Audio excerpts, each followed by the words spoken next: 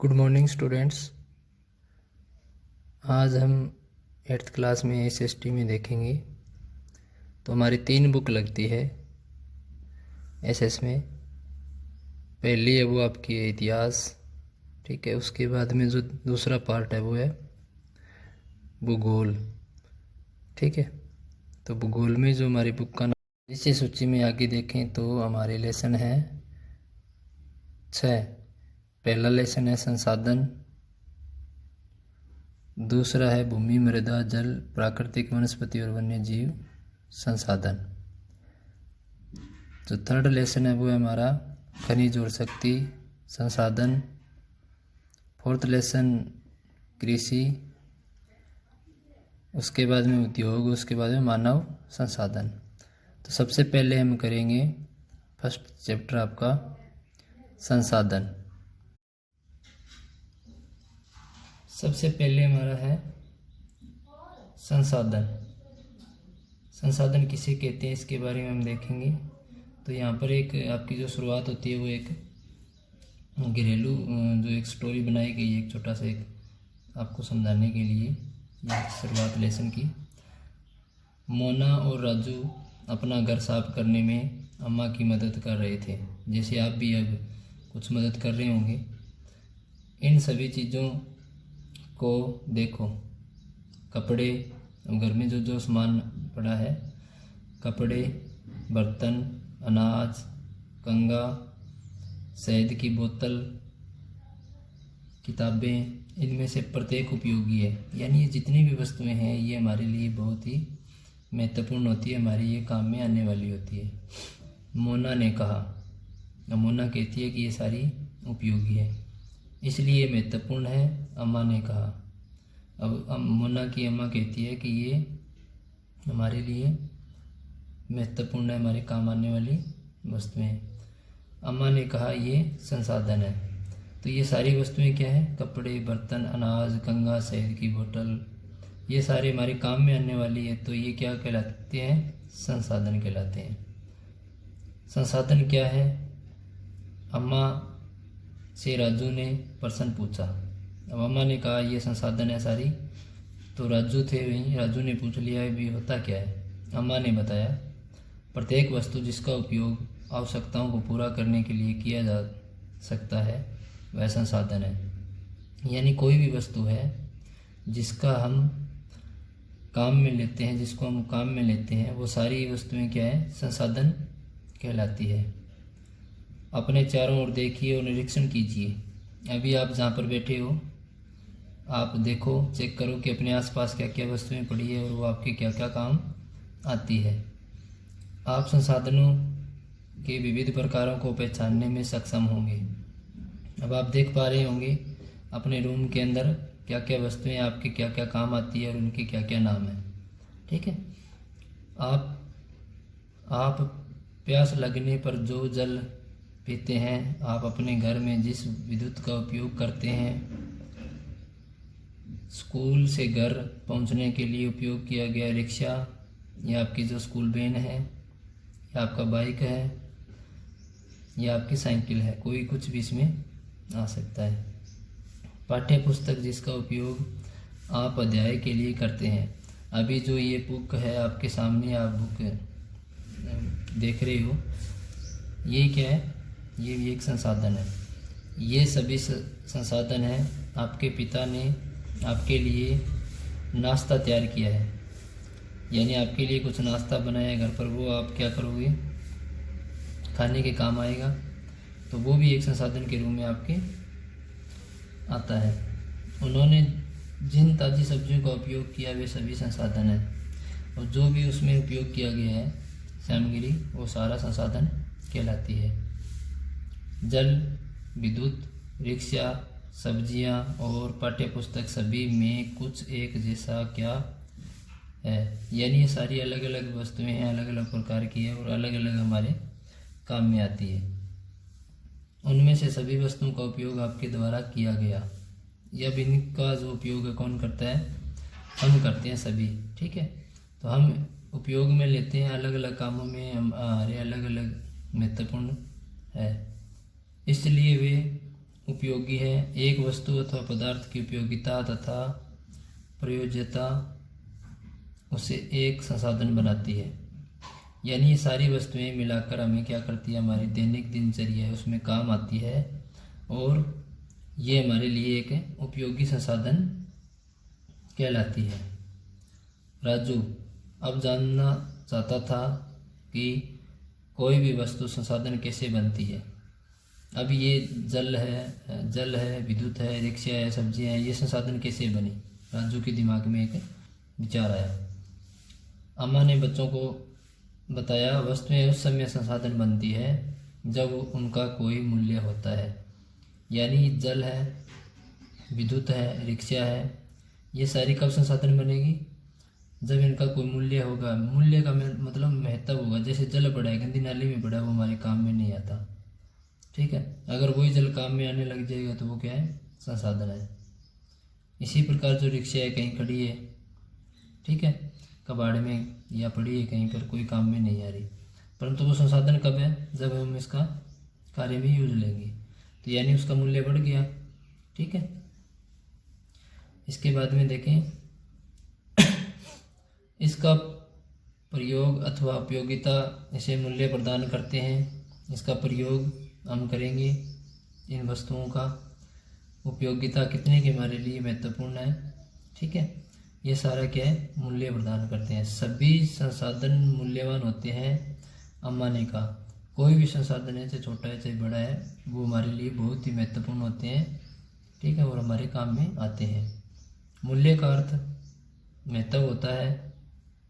मूल्य का अर्थ यहाँ पर हम क्या लेंगे, महत्व, यानी हमारे किस काम में ये हमारा काम आती है। कुछ संसाधनों का आर्थिक मूल्य होता है जबकि कुछ संसाधनों का आर्थिक मूल्य नहीं होता। उदाहरण धातुओं का आर्थिक मूल्य होता है। धातु जैसे लोहा हो गया, तांबा हो गया, ठीक है, लेकिन एक मनोरम भूदृश्य का आर्थिक मूल्य नहीं होता। परंतु ये दोनों संसाधन महत्वपूर्ण है और मनुष्य के समय के साथ आर्थिक रूप से मूल्यवान हो सकते हैं। अब कुछ संसाधन इस प्रकार के होते हैं, वो कुछ समय निकलने के बाद में बहुत ही महत्वपूर्ण बन जाते हैं। ठीक है, जैसे हम उदाहरण के तौर पर ले सकते हैं लोहा अयस्क। लोहा अयस्क होता है, वो एक कच्चा पदार्थ होता है, उसके बाद में एक उसको उद्योगों में भेजा जाता है, फिर उसके अंदर अन्य धातु मिलाकर और उसको रूप चेंज कर दिया जाता है। तो इस प्रकार से कुछ समय के बाद में मूल्यवान हो जाते हैं। आपकी दादी के घरेलू नुस्खों का आज कोई वाणिज्यिक मूल्य नहीं है। अब हमारे दादी माँ वो घरेलू हमारे को बहुत सारी जानकारियाँ देते रहते हैं, तो उसके जो अगर देखा जाए तो उनका कोई आज महत्व नहीं है। ठीक है, लेकिन यदि वे पेटेंट करने के उपरांत मेडिकल फर्म द्वारा बेचे जाते हैं तब वे आर्थिक रूप में मूल्यवान हो सकते हैं। अब दादी माँ हमें अगर सर्दी लग गई है तो कुछ बताती है, भी आपको ये पीना चाहिए, आपको ये करना चाहिए, वो हमारे काम में, या हम उसको नहीं सुनते। हम किसकी सुनते हैं, जो डॉक्टर होता है वो हमें बताएगा भी ये खाना है, ये पीना है। ठीक है, तो ये आपको इस प्रकार से दवा लेनी है, तो हम उस पर विचार ज़्यादा करेंगे न कि दादी माँ वाले बात पर। तो इसलिए जो आर्थिक रूप से मूल्यवान हो सकते हैं, यानी डॉक्टर जी ने जो बताया, जो दवा दी, या फिर घर पे हमारे को कुछ आयुर्वेदिक दवाई बताई, जो रसोई में हमारे मसाला यूज़ होता है उनमें से आपको ये यूज़ करना है, वो हमारे काम में आ गया। परंतु दादी माँ ने पहले बताया, वो हमने उस पर गौर नहीं किया या उस पर अमल नहीं किया और उसको हमने नज़रअंदाज कर दिया। तो इस प्रकार ये सारी जो संसाधन से संबंधित बातें हैं ये है। तो इधर आप देखो, आओ कुछ करके सीखें। अब आपको यहाँ कुछ करके देखना है। अपने घर और अपनी कक्षा में उपयोग किए जाने वाले किन्हीं 5 संसाधनों की सूची बनाएं। अपने घर पर, ठीक है, और अपनी कक्षा में उपयोग किए जाने वाले किन्हीं 5 संसाधनों की सूची बनाएं। अब इसने अपने घर पर और अपने स्कूल पर जो संसाधन यूज़ होते हैं, आपको लग रहा है भी ये संसाधन है, ये हमारे काम भी आता है, ये अध्यापकों भी काम आता है। तो इस प्रकार 5 घर पे और 5 स्कूल पे। अलग अलग जो यूज़ होने वाले हैं उन संसाधनों के आपको नाम लिखना है कि ठीक है। तो 5 घर वाले अलग और कक्षा वाले दोनों अलग। तो ये आपको एक सूची बनानी है। ठीक, अभी देखते हैं आगे। समय और प्रौद्योगिकी 2 महत्वपूर्ण कारक है। प्रौद्योगिकी का अर्थ होता है उद्योग धंधे। ठीक है, 2 महत्वपूर्ण कारक है समय और प्रौद्योगिकी, जो पदार्थों को संसाधन में परिवर्तित कर सकते हैं। समय भी लगेगा उद्योगों के अंदर, अगर कोई चीज़ कोई माल तैयार हो रहा है तो ठीक है, और वो क्या हो जाते हैं फिर बहुत ही महत्वपूर्ण संसाधन बन जाते हैं। दोनों लोगों की आवश्यकताओं से संबंधित है। लोग समय ही सबसे महत्वपूर्ण संसाधन है। अब जो मानव खुद है ना वो भी महत्वपूर्ण संसाधन है, क्योंकि उद्योग धंधों में जो स्थापित किए हैं या काम करते हैं वो कौन होते हैं, मानव ही होता है। ठीक है, मानव कोई कच्चा माल है उसका रूप चेंज कर देता है और वो बहुत महत्वपूर्ण उपयोगी संसाधन बना देता है। जैसे हम एक उदाहरण के तौर पर ले सकते हैं गन्ना। ठीक है, गन्ना है, गन्ने को बोता कौन है, मानव बोता है। ठीक है, फिर उसके बाद में उद्योग में जाता है, वहाँ मानव काम करता है। ठीक है, तो उसके बाद में वहाँ चीनी, गुड़ या अन्य पदार्थ बनाया जाता है, तो बहुत ही महत्वपूर्ण बन जाता है। दोनों लोगों की आवश्यकताओं से संबंधित है। लोग समय ही सबसे महत्वपूर्ण संसाधन है। ये लोगों के विचार, ज्ञान, आविष्कार और खोज ही है जो अधिक संसाधनों की रचना करते हैं। यानी बहुत सारे इस प्रकार के पदार्थ हैं जो हमारे सीधे उपयोग में नहीं लाए जा सकते, परंतु मानव ने अपने ज्ञान के आधार पर उनका रूप चेंज करके उसको अपने काम में ले रहा है। प्रत्येक खोज अथवा आविष्कार से बहुत से अन्य खोज एवं आविष्कार होते हैं। आग की खोज से खाना पकाने की पद्धति एवं अन्य प्रक्रियाओं का प्रचलन हुआ, जबकि पहिए के आविष्कार से अनंत परिवहन की नवीनतम विधियों का विकास हुआ। जब मानव ने आग की खोज की, ठीक है, तो उससे फिर उसके बाद में बहुत सारे इस प्रकार के जो संसाधन थे या बहुत सारे इस प्रकार के पदार्थ थे जो मानव ने अपने दैनिक कार्यों में या अपनी भूख मिटाने के लिए आग पर उनको पकाकर खाने के रूप में उपयोग में लेना शुरू कर दिया। उसके बाद में पहिए का आविष्कार हुआ। पहिए के आविष्कार के बाद में मानव ने क्या किया, यातायात का जो विकास आज वर्तमान में रेलगाड़ियाँ हैं या अन्य प्रकार के संसाधन हैं उनका कर लिया। जल विद्युत बनाने की प्रौद्योगिकी ने तेजी से बहते जल से ऊर्जा उत्पन्न करके उससे एक महत्वपूर्ण संसाधन बना लिया।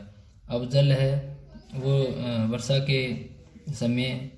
के मौसम में नदियों में अधिक बहता है, तो वहाँ मानव ने क्या किया, डैम बनाया, उसको जल को रोका, उसके बहाव को कम किया और उसके ऊपर बड़े बड़े यंत्र स्थापित करके उसका जल विद्युत है वो प्राप्त करना शुरू कर दिया। संसाधनों के प्रकार, ठीक है, अब प्रकार में देखना है संसाधन कितने प्रकार के होते हैं। सामान्य संसाधनों को प्राकृतिक, मानव निर्मित और मानव में वर्गीकृत किया गया है। अगर देखा जाए तो संसाधनों को 3 भागों में बांटा गया है। पहला प्राकृतिक संसाधन, दूसरा मानव और तीसरा मानव खुद। उसके बाद में हम सबसे पहले प्राकृतिक संसाधन देखेंगे। प्राकृतिक संसाधन क्या होते हैं? जो संसाधन प्रकृति से प्राप्त होते हैं और प्रकृति और अधिक संशोधन के बिना उपयोग में लाए जाते हैं। अब संसाधन है बहुत सारे हैं, प्रकृति ने हमें दिए सीधे, जैसे जल हो गया, हवा हो गया, मृदा हो गया, ठीक है, तो इनका हम अधिक संशोधन नहीं करते, यानी इसका हम अधिक से इनका रूप चेंज नहीं करते और हमारे सीधे उपयोग में आ जाते हैं, उन्हें प्राकृतिक संसाधन कहलाते हैं। जैसे उदाहरण के तौर पर वायु, जिसमें हम सांस लेते हैं, हमने कोई इसको उद्योगों में इकट्ठा नहीं किया, उसके बाद में ना इसका रूप चेंज किया, हम सीधा ही क्या है, डायरेक्ट यूज में ले रहे हैं। हमारी नदियाँ और झीलों का जल, नदियों का जल है सीधा उपभोग करते हैं, झीलों में जो हमारे जल है उसका भी सीधा उपभोग करते हैं। मृदा और खनिज सभी प्राकृतिक संसाधन है। मिट्टी है उस पर कृषि कार्य करते हैं, सीधा उपभोग में ले रहे हैं, कोई हमने उसका संशोधन नहीं किया।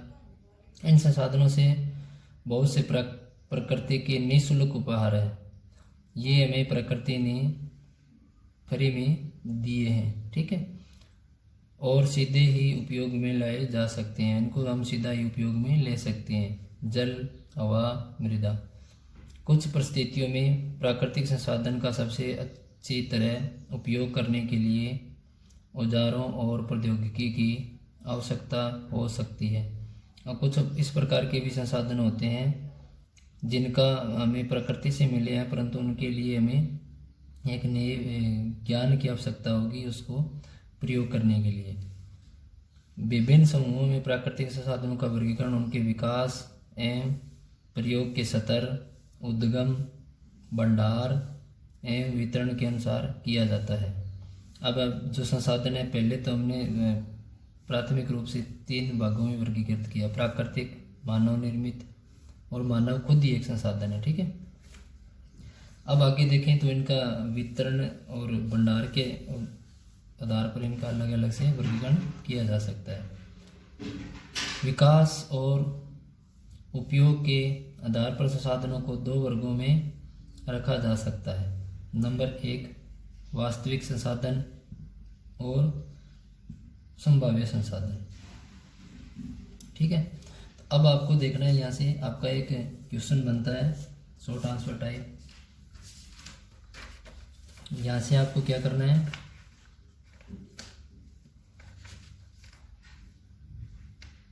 सबसे पहले तो संसाधनों के प्रकार, ठीक है। संसाधन मुख्यतः कितने प्रकार के होते हैं, कितने प्रकार के होते हैं, ठीक है। तो आपको यह मुख्यतः 2 इसका जो आंसर है प्राकृतिक, मानव निर्मित और मानव, 3 प्रकार से आपको करना है। उसके बाद में आपका 2 नंबर सेकंड जो क्वेश्चन बनता है वो आपका प्राकृतिक संसाधन किसे कहते हैं, या प्राकृतिक संसाधन क्या है, ठीक है। अब जो हमारा 3 नंबर क्वेश्चन बन रहा है यहाँ पर वो है विकास और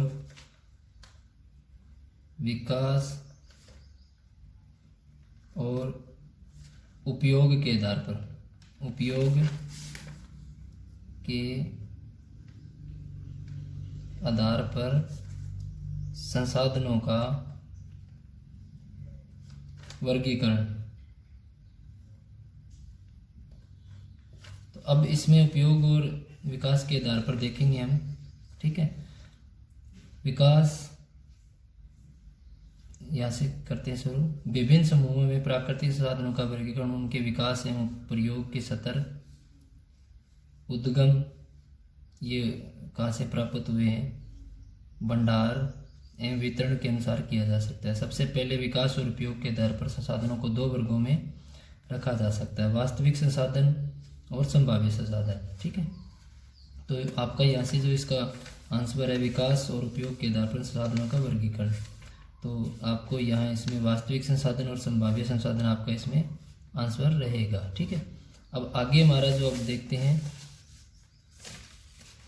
आगे क्या है, वास्तविक संसाधन वे संसाधन होते हैं जिनकी मात्रा ज्ञात होती है। इन संसाधनों का इस समय उपयोग किया जा रहा है। जर्मनी के रूअर प्रदेश कोयले, पश्चिम एशिया और खनिज तेल, महाराष्ट्र में दक्कन पठार की काली मिट्टी की भरपूर निक्षेप सभी वास्तविक संसाधन है। इसको हमें अब समझना है कि वास्तविक संसाधन कौन से हैं जो वर्तमान में हम उपयोग कर रहे हैं। जैसे यहाँ पर आया जर्मनी के रूअर प्रदेश, यहाँ से कोयला निकाला जाता है। पश्चिम एशिया से खनिज तेल, ठीक है। खनिज तेल आप समझ गए होंगे, जिससे हमारा डीजल, पेट्रोल, ठीक है, अन्य प्रकार की गैसें जो हम प्राप्त कर रहे हैं धरातल से निकाला जाता है। महाराष्ट्र के दक्कन पठार की काली मिट्टी है, ठीक है। मिट्टी के प्रकार हम आगे करेंगे तो समझ में आ जाएगा। तो इनका हम वर्तमान में क्या कर रहे हैं, उपयोग कर रहे हैं, ठीक है। और इनका हमारे पास में क्या है, इनकी मात्रा हमें पता है भी ये संसाधन इतने हमारे पास में पर्याप्त है।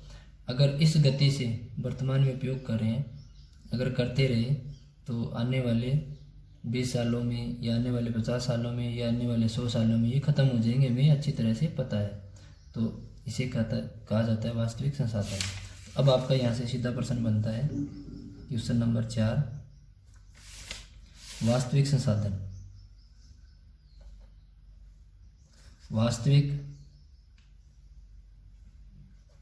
संसाधन किसे कहा जाता है? ठीक है, तो वास्तविक संसाधन में आपका आंसर ये आ गया। अब आपका आएगा संभाव्य संसाधन। वे संसाधन जिनकी संपूर्ण मात्रा ज्ञात नहीं हो सकती, यानी इस प्रकार के कुछ संसाधन हैं जिनको हम उनका नाप तोल नहीं कर सकते। नाप तोल का अर्थ है भी हम इनका अगर वर्तमान में इस गति से उपयोग में लेते रहे तो ये इतने सालों में ख़त्म हो जाएंगे, ये आइडिया में नहीं पता लग सकता इनका। ठीक है, और इस समय इनका उपयोग नहीं किया जा रहा। अब ये क्या है, वर्तमान में हम इनका बहुत ही कम उपयोग कर रहे हैं। ठीक है, और इनका वास्तविक का ज़्यादा कर रहे हैं। तो हमें इनके तो भंडार का भी पता है भी इतने सालों में ख़त्म होने वाले हैं। अब इनका भंडार का पता नहीं है, ज्ञान यानी हमारे पास में तकनीक नहीं है इतनी कि हम इनका अंदाज़ा लगा पाएँ। इन संसाधनों का उपयोग भविष्य में किया जा सकता है, यानी ये संसाधन अगर ख़त्म हो जाते हैं या ये संसाधन हमारे लिए कम पड़ जाते हैं तो हम फिर इन संसाधनों का, संभाव्य संसाधनों, उनका उपयोग भविष्य में कर सकते हैं और धीरे धीरे करना शुरू भी कर दिया है। इस समय जो हमारी प्रौद्योगिकी का, इस समय जो हमारी प्रौद्योगिकी का स्तर है वह संभवतः इन संसाधनों को आसानी से प्रयोग करने के लिए पर्याप्त रूप में उत्पन्न नहीं है। लद्दाख में पाया गया यूरेनियम संभाव्य संसाधन का एक उदाहरण है जिसका उपयोग भविष्य में किया जा सकता है। यानी यूरेनियम से हम क्या उद्योगों में ऊर्जा प्राप्ति के लिए इसका उपयोग कर सकते हैं, और कोयला जो हमारा था उसकी जगह हम इसको उपयोग कर सकते हैं। या अन्य जो खनिज पदार्थ है जिससे हमें ऊर्जा प्राप्त होती है उसकी जगह में यूरेनियम का उपयोग कर सकते हैं। उदाहरण जिसका उपयोग भविष्य में किया जा सकता है। 200 वर्ष पूर्व तीव्र गति वाले पवनें एक संभाव्य संसाधन थी। अब जो पवनें चलती है पर्वतीय क्षेत्रों में, वहाँ पर क्या है, पवनें वर्तमान में हमने एक ज्ञान के आधार पर, ठीक है, पवन चक्कियाँ लगाई और जो तेज गति से हवाएं चलती हैं उनसे हमने ऊर्जा प्राप्त कर ली। ठीक है, किंतु आज वे वास्तविक संसाधन हैं। जैसे नीदरलैंड के पवन फार्मों में पवन चक्की के प्रयोग से ऊर्जा उत्पन्न की जाती है।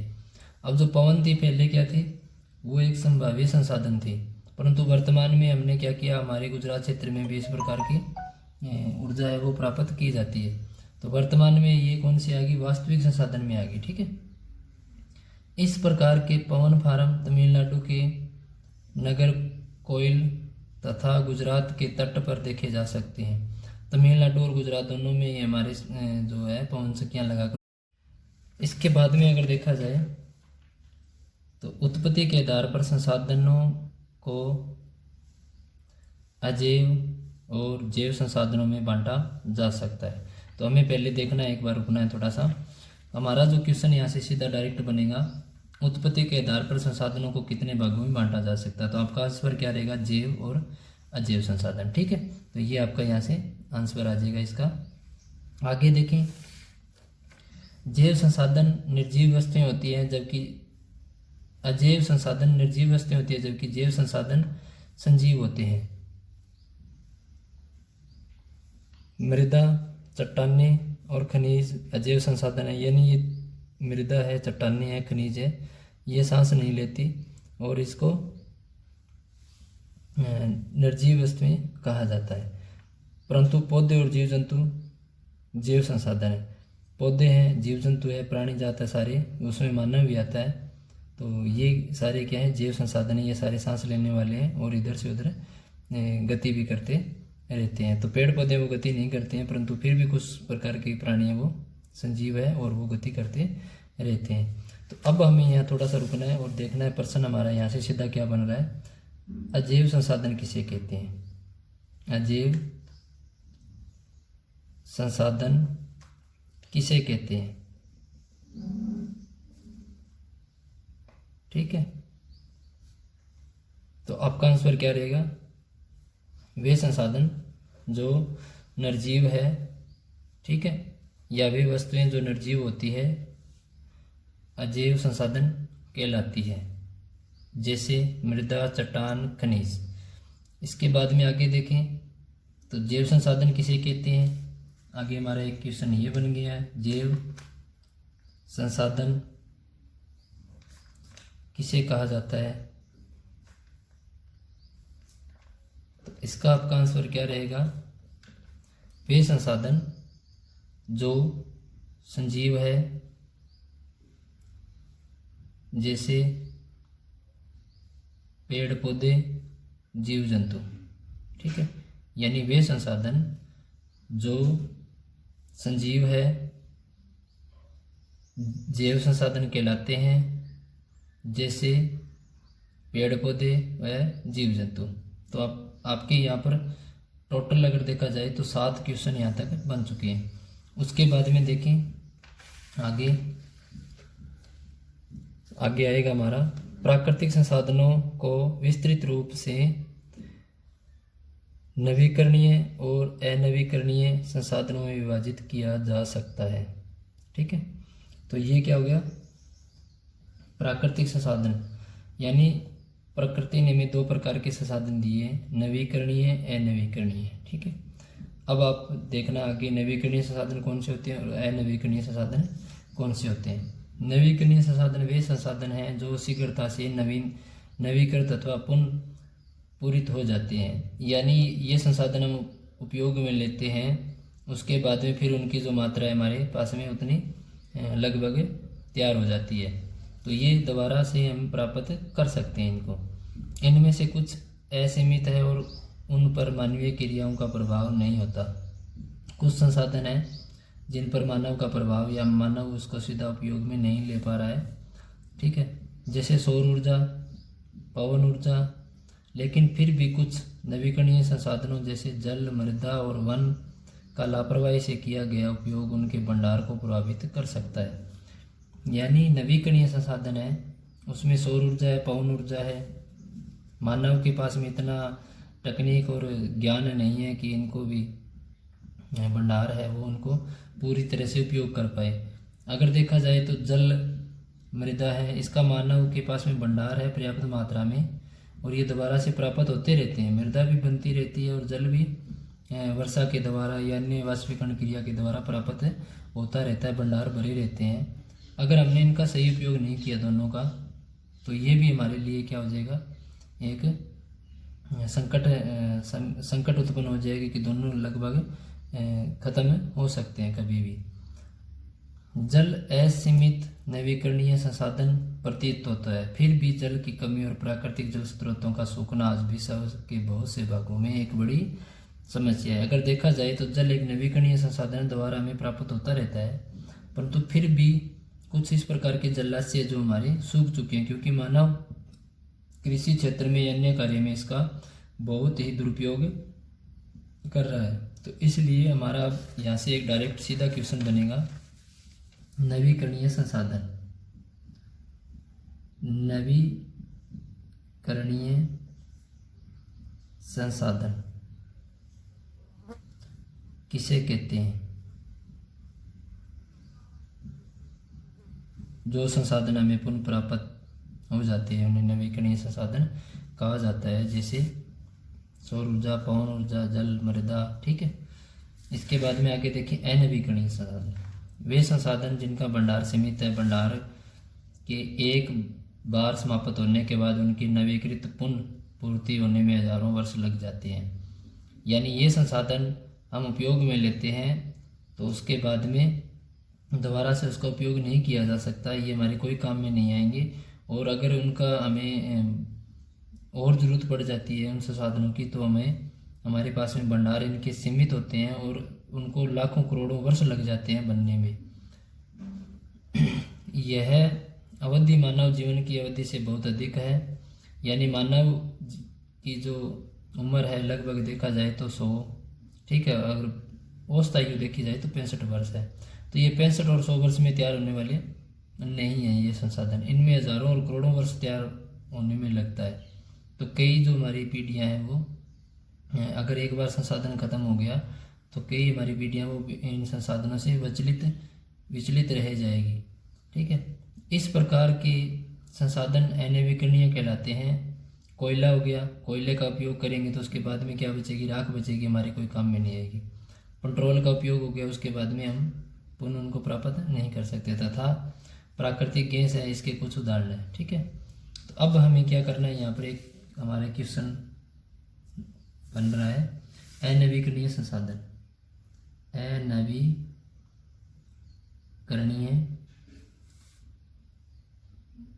संसाधन क्या है।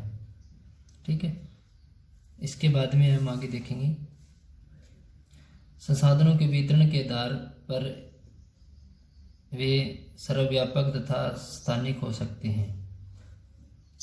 वितरण का अर्थ है कौन से क्षेत्र में ये पाए जाते हैं। ठीक है, समुद्र में पाए जाते हैं या धरातल के ऊपरी भाग पर पाए जाते हैं या धरातल के अंदर पाए जाते हैं। तो इस प्रकार इनका अलग से हम कर सकते हैं। जो संसाधन सभी जगह पाए जाते हैं, जैसे वायु जिसमें हम सांस लेते हैं, वायु है, हवा है, ये आपको हर जगह विद्यमान मिलेगी। धरती के अंदर भी काफ़ी गहराई में जीव जंतु निवास करते हैं, वो भी सांस लेते हैं और उनको भी वो भी संजीव है और सांस लेते हैं, तो उनको भी वहाँ पर हवा प्राप्त हो रही है। तो इस प्रकार सभी जगह मौजूद है। लेकिन वे संसाधन जो कुछ निश्चित स्थानों पर ही पाए जाते हैं स्थानिक कहलाते हैं, जैसे तांबा और लोहा ये सब। ठीक है, तो अब आपके यहाँ पर दो संसाधनों के प्रकार और बन गए, दो क्वेश्चन आपके और बन गए यहाँ पर। सर्वव्यापक संसाधन, सर्वव्यापक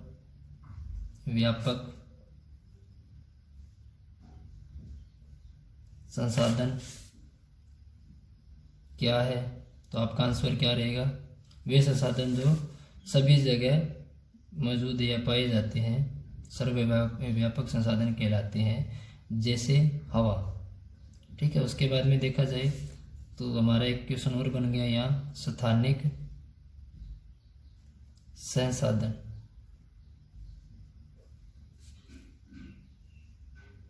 किसे कहते हैं।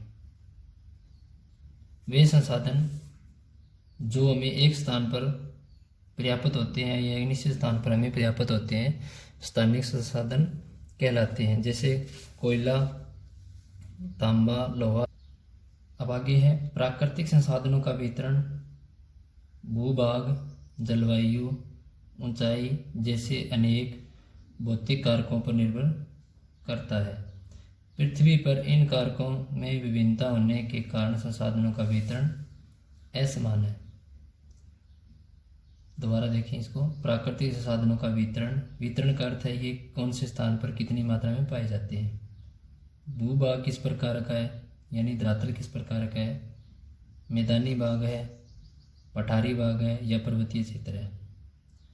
जलवायु वहाँ किस प्रकार की है, शुष्क है, आर्द्र जलवायु है। ठीक है, ऊंचाई कितनी की है, समुद्र तल से ऊंचाई को नापा जाता है ऊंचाई। ठीक है, तो ये अनेक प्रकार के भौतिक कारकों पर निर्भर करता है कि किस प्रकार का भूभाग है, किस प्रकार का वहाँ जलवायु है, किस प्रकार की वहाँ कितनी की समुद्र तल से ऊंचाई है, तो वहाँ पर इन संसाधनों का जो विकास है किस प्रकार से हुआ है।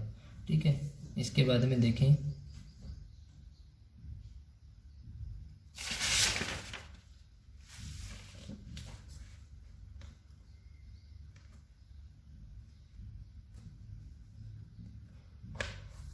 मानव निर्मित संसाधन।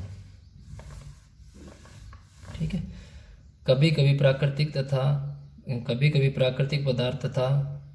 पदार्थ तब संसाधन बन जाते हैं जब उनका मूल्य रूप बदल दिया जाता है। लोहा अयस्क उस समय तक संसाधन नहीं था जब तक लोगों ने उसे लोहा बनाना नहीं सीखा था।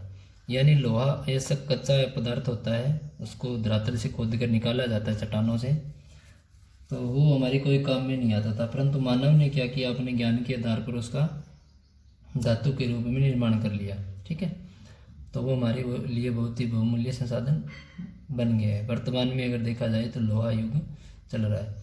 लोग प्राकृतिक संसाधनों का उपयोग पुल, सड़क, मशीन और वाहन बनाने में करते हैं, जो मानव निर्मित संसाधनों के नाम से जाने जाते हैं। अब ये देखो कि मानव क्या करता है, पुल मानव ने बनाया है, सड़क मानव ने बनाई है, मशीन है, अनेक प्रकार की जो कृषि यंत्र है या अनेक प्रकार के उद्योगों में काम आने वाली है, वो किसने तैयार किए, मानव ने तैयार किए। ठीक है, तो वो क्या है, मानव निर्मित संसाधन कहलाते हैं। प्रौद्योगिकी भी एक मानव निर्मित संसाधन है। इसलिए हम जैसे लोग प्राकृतिक संसाधनों का उपयोग करके मानव निर्मित संसाधन बनाते हैं, मोना ने समझाते हुए कहा। हाँ, राजू ने स्वीकृति से सिर हिलाया। ठीक है, तो अब ये संवाद जो आपका शुरू हुआ था वो यहाँ पर आके राजू के बिल्कुल समझ में आ गया है कि संसाधन कितने प्रकार के हो सकते हैं, क्या क्या होते हैं। ठीक है, तो अब आपको एक यहाँ से क्वेश्चन बन रहा है आपका, वो है मानव निर्मित संसाधन। मानव निर्मित संसाधन किसे कहते हैं, किसे कहा जाता है? तो आपका आंसर क्या रहेगा, वे संसाधन, ठीक है, जिनका मूल रूप मानव के द्वारा बदल दिया जाता है और एक बहुमूल्य वस्तु के रूप में उसको प्रयोग में लेते हैं या उसको बदल लेते हैं, परिवर्तन कर लेते हैं, मानव निर्मित संसाधन कहलाते हैं, जैसे पुल, सड़क, मशीन, वाहन आदि। ठीक है, तो उसके बाद में अगर देखा जाए तो मानव संसाधन, मानव खुद संसाधन है। ठीक है, लोग और अधिक संसाधन बनाने के लिए प्रकृति का सबसे अच्छा उपयोग तभी कर सकते हैं जब उनके पास ऐसा करने का ज्ञान। अब मानव के पास अगर ज्ञान है तो वो कोई भी चीज़, कोई भी वस्तु है, उसको संसाधन के रूप में प्रयोग कर सकता है। कौशल, कला होनी चाहिए तथा प्रौद्योगिकी उपलब्ध हो। उद्योग धंधों है हमारे, या फिर हमारे पास में इस प्रकार की मशीनरी और औजार होना चाहिए कि संसाधनों का हम रूप चेंज करके अगर प्रयोग में नहीं भी आने वाला है तो उसको संसाधन बना ले। इसलिए मनुष्य एक विशिष्ट प्रकार का संसाधन है। तो अब मानव क्या है, एक सबसे उत्तम क्वालिटी का या विशिष्ट प्रकार का खुद संसाधन है। अगर मानव नहीं है तो कोई भी वस्तु है वो हमारे कोई भी काम में नहीं आने वाली है, और उस काम कुछ इस प्रकार की वस्तुएं हैं जिसका हम उपयोग नहीं कर पाते, फिर भी मानव ने संभव कर दिया है उद्योगों के माध्यम से उसका रूप चेंज करके। ठीक है, तो मानव खुद एक क्या है, एक विशिष्ट प्रकार का संसाधन है। लोग मानव संसाधन है। शिक्षा और स्वास्थ्य लोगों को बहुमूल्य संसाधन बनाने में मदद करते हैं। अब हम जो शिक्षा ग्रहण करते हैं, स्कूलों में जाते हैं, क्यों जाते हैं, क्योंकि हमें ज्ञान प्राप्त हो और कुछ इस प्रकार की जो वस्तुएं हैं हम उसके अलग से कुछ उपयोग कर पाएँ सही ढंग से, सही तरीके से। ठीक है, स्वास्थ्य है वो भी हमारा क्या है, अगर हम स्वस्थ हैं तो हम अधिक उत्पादन करेंगे, हमारे जो दिमाग का वो सही चलेगा और हमारे दिमाग में इस प्रकार के विचार आएंगे कि हम हाँ इसका ये चीज़ बना दें, हम इसका ये चीज़ बना दें, ये बेकार में पड़ी, हम इसको इस प्रकार से उपयोग में ले लें। तो अधिक संसाधनों के निर्माण में समर्थ होने के लिए लोगों के कौशल में सुधार करना मानव संसाधन विकास कहलाता है। अब मानव संसाधन है, ठीक है, अगर उसका विकास करना है, मानव खुद संसाधन है, उसका अगर विकास करना है तो क्या करना पड़ेगा, उसमें कौशल यानी उसमें कला देखनी पड़ेगी भी, कौन सी लाइन में ये बच्चा जा सकता है, नॉन मेडिकल, मेडिकल, आर्ट, ठीक है, या ITI जो भी है, वो क्या होता है, कौशल होता है। कौशल की परख करना जरूरी है, कौन से बच्चे की कौन सी लाइन में ज़्यादा रुचि है, उससे को उसी सब्जेक्ट में ज़्यादा ध्यान या उसको उसी लाइन में जाना चाहिए। तो ये कौशल और जो आपका मानव संसाधन विकास के लिए जरूरी माना जाता है। तो अब आपका यहाँ से एक क्वेश्चन और बनता है,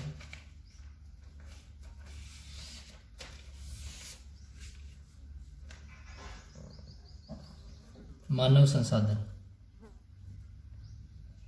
मानव संसाधन।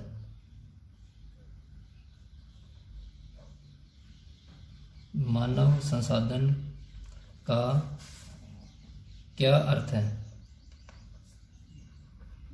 ठीक है, तो ये आपका क्वेश्चन नंबर 13 यानी 13 नंबर क्वेश्चन आपका यहाँ से हो गया कंप्लीट। अब आगे हम इन पर थोड़ा सा चर्चा करेंगे। आओ कुछ करके सीखिए। 5 मानव निर्मित संसाधनों की सूची बनाई जिन्हें आप अपने चारों ओर देख सकते हैं। अब मानव ने कौन से संसाधन तैयार किए हैं, ठीक है, उनको आपको क्या करना है। क्वेश्चन नंबर 14, मानव निर्मित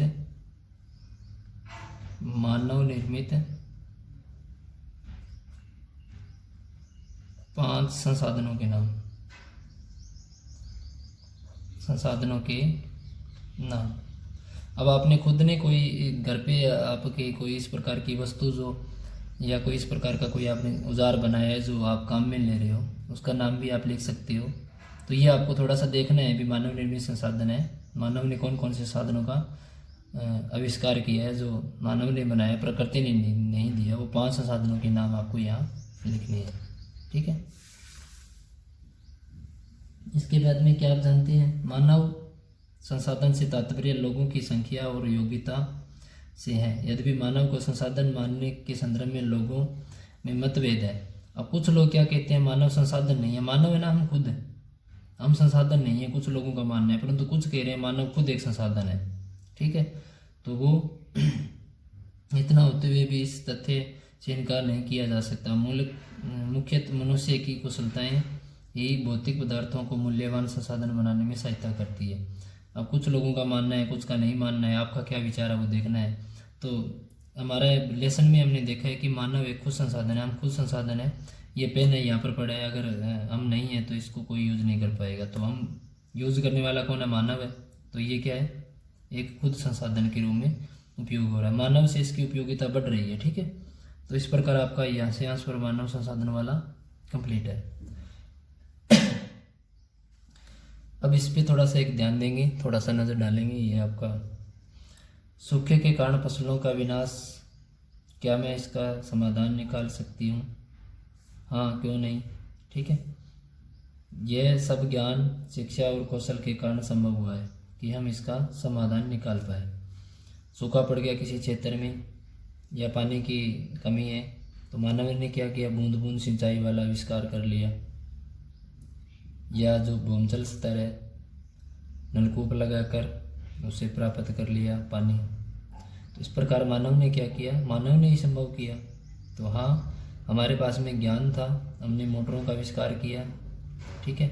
या फिर हमने इस प्रकार की पाइप तैयार की, या फिर इस प्रकार के फुहारे तैयार किए जिससे पानी की कम खपत और हमारा जो कृषि उत्पादन है या हम पीने के योग्य ले रहे हैं पानी, वो हमने प्राप्त कर लिया। पढ़े एवं मनन करें। थोड़ा सा अब आपको सोचना है, मनन करना है। मनुष्य एक दूसरे पर निर्भर है। किसान सभी के लिए अन्न उपजाते हैं। किसान है वो सभी के लिए गेहूँ, चावल, मक्का, जौ, बाजरा जो भी उत्पादन करता है किसान करता है। वैज्ञानिक कृषि से जुड़ी विभिन्न समस्याओं और अन्न उत्पादन बढ़ाने के उपाय खोजते हैं। अब वैज्ञानिक आप भी बन सकते हो पढ़ लिख कर, कृषि क्षेत्र में कुछ इस प्रकार का आविष्कार करके किसानों को दे सकते हो कि हाँ जी, ये औजार हमने तैयार किया है, इसको आप उपयोग में लो और जो उत्पादन है वो अधिक होगा, पानी की खपत कम होगी। तो इस प्रकार आप भी वैज्ञानिक कृषि से जुड़ी विभिन्न समस्याओं, अन्न उत्पादन करने, अन्न बढ़ाने के उपाय खोजते रहते हैं। अलग अलग प्रकार के हाइब्रिड जो बीज है उनको वैज्ञानिक तैयार करते रहते हैं और किसानों की मदद करते रहते हैं।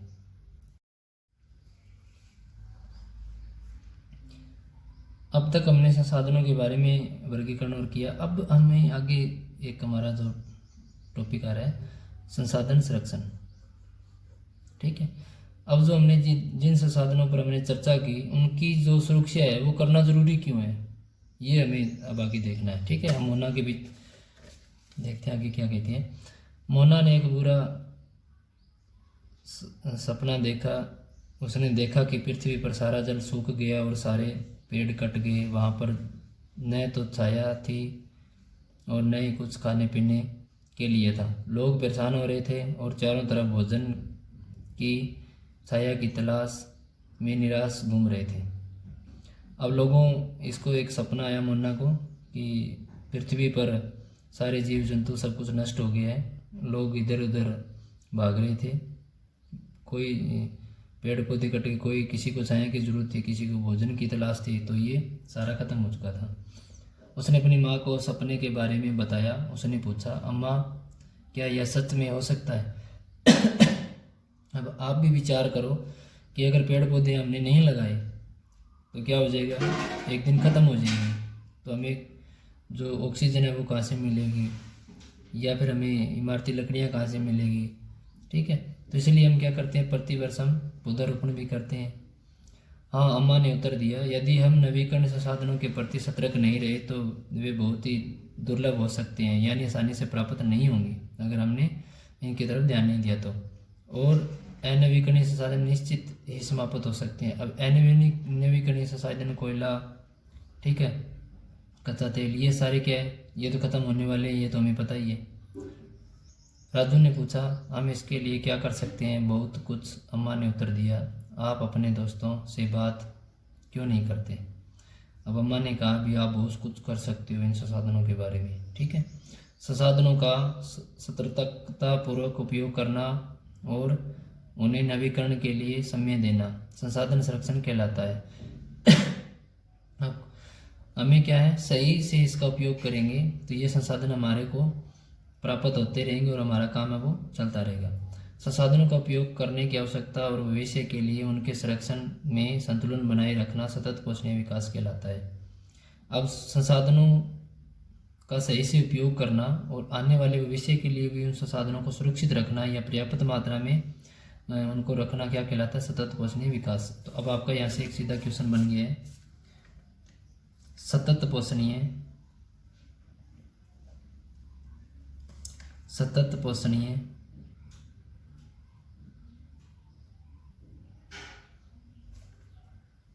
पोषणीय विकास से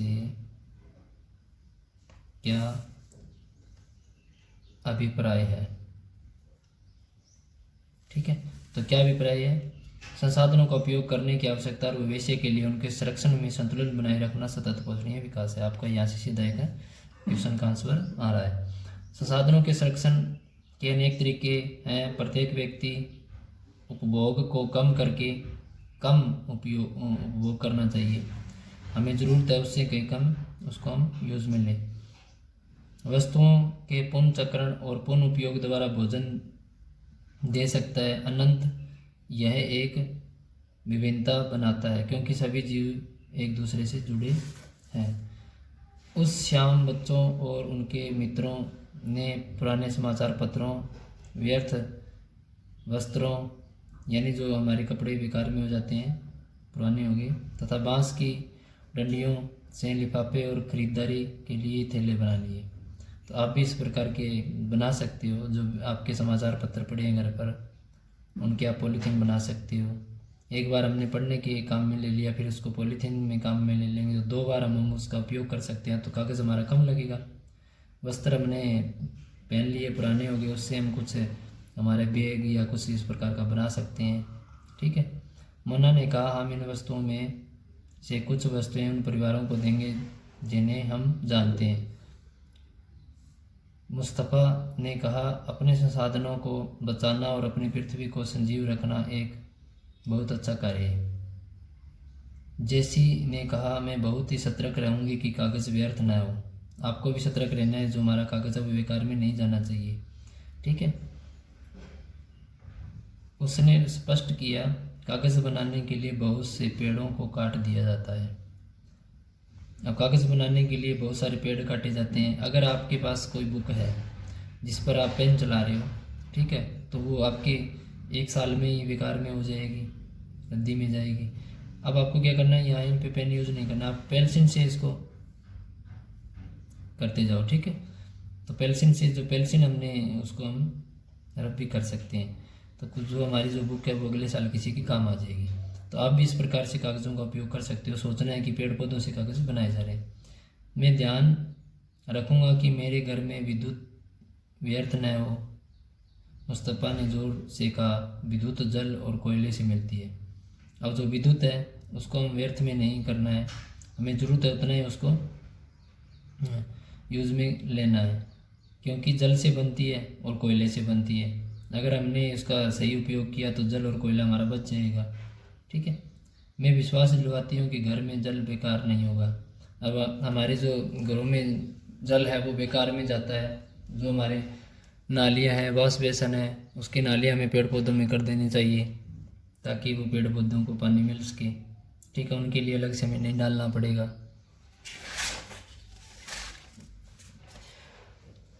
जल की एक एक बूंद मूल्यवान है। गर्मी का मौसम है, आप सभी को पता है जल का सही उपयोग करना है।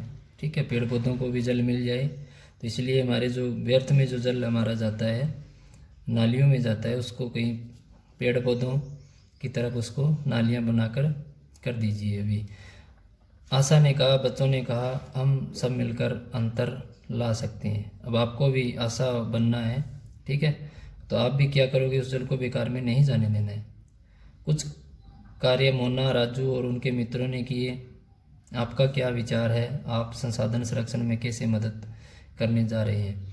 अब आप के दोस्त भी हैं, ठीक है, इकट्ठे होकर अपने घरों में कुछ जो इस प्रकार का जो जल है या इस प्रकार का कोई पदार्थ है उसका सही उपयोग करने उसके बारे में आप विचार कर सकते हैं। हमारी पृथ्वी और इस पर विश्वास करने वाले लोगों का भविष्य पेड़ पौधों और परितंत्र की सुरक्षा और संरक्षण से जुड़ा है। अब यह सुनिश्चित करना हमारा कर्तव्य हो जाता है कि सभी नवीकरणीय संसाधनों के उपयोग सतत पोषणीय है। जितने भी संसाधन नवीकरणीय, जल है, ठीक है, इसके बाद में देखा जाए मृदा है, तो इनका सही से उपयोग करना हमारा कर्तव्य बनता है। पृथ्वी पर जल की विविधता संरक्षित की जाए। पृथ्वी पर जल है, ठीक है, जल का हम बहुत अत्यधिक दुरुपयोग कर रहे हैं, तो उसको भी हमें सुरक्षित करने की ज़रूरत है, उसका भी सही से उपयोग करने की ज़रूरत है। प्राकृतिक पर्यावरणीय तंत्र की हानि को कम से कम किया जाए। प्राकृतिक जितना भी पर्यावरण है, हमारा वातावरण प्रदूषित हो रहा है, ठीक है, तो यातायात के संसाधनों का कम उपयोग करना, जब घर ज़रूरत हो तभी बाइक, ट्रैक्टर या जो भी आपके पास में संसाधन है जिससे पर्यावरण प्रदूषित होता है उनको कम से कम उपयोग मिले। इधर आपका एक है सतत पोषणीय विकास के कुछ सिद्धांत, ठीक है, तो आपको क्या करना है यहाँ पर सतत पोषणीय विकास के सिद्धांत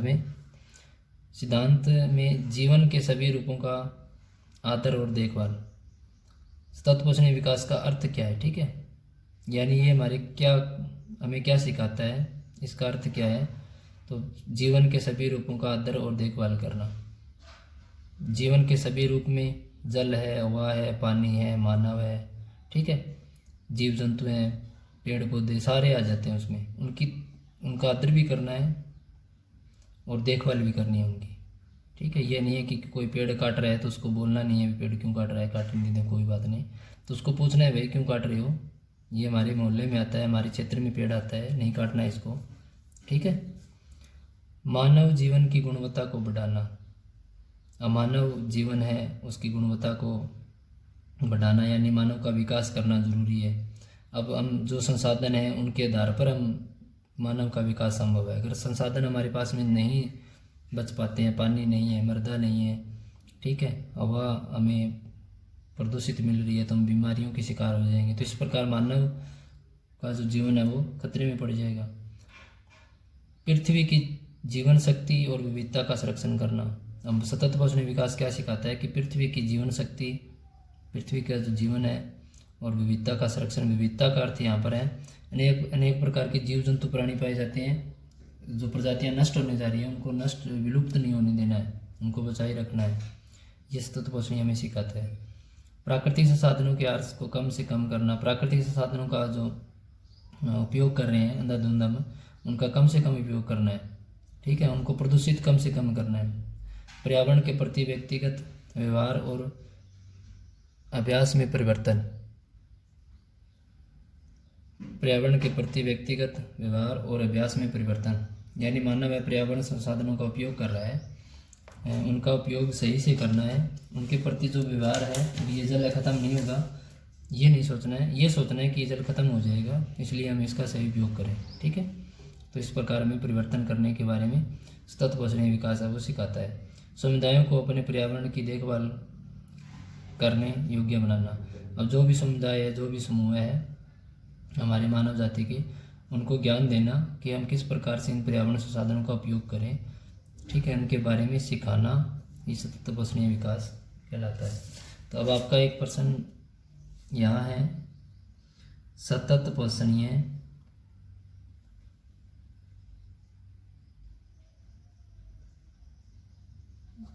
16 नंबर, सतत पोषणीय विकास के सिद्धांतों का वर्णन करो। सिद्धांतों का वर्णन करो। इस प्रकार से एक प्रश्न आपका संसाधन किसे कहते हैं, जो आपका एक नंबर क्वेश्चन रहेगा वो यहाँ पर रहेगा, संसाधन। संसाधन किसे कहा जाता है।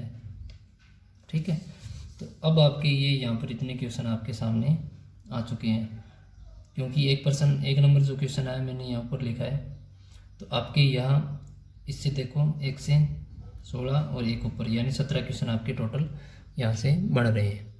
तो सारे आपको राइट और लर्न करने हैं। ठीक है, एक स्क्रीनशॉट ले लीजिए इन प्रश्नों का और उत्तर आपकी बुक में दिया हुआ अच्छे से।